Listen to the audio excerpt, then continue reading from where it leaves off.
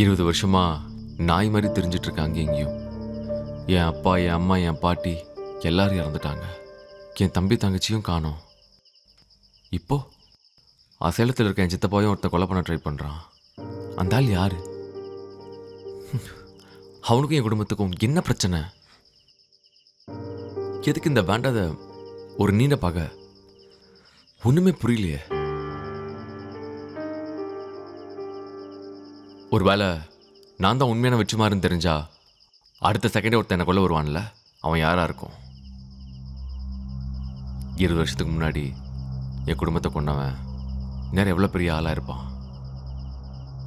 அதை தாண்டி என் தம்பி தங்கச்சி எங்கே இருக்காங்க?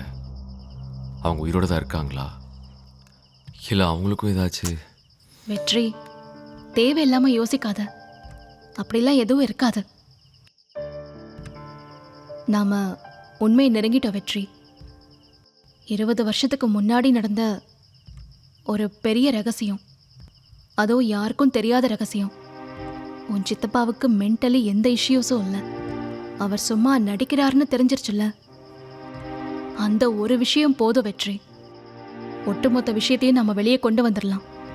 அதே மாதிரி உன்னை கொல்லணும்னு நினைக்கிறவன் அவன் யாரா இருந்தாலும் அவனால உன்னை எதுவும் பண்ண முடியாது. உன் தங்கச்சி, உன் தம்பி எல்லாரும் சேஃபாக தான் இருப்பாங்க.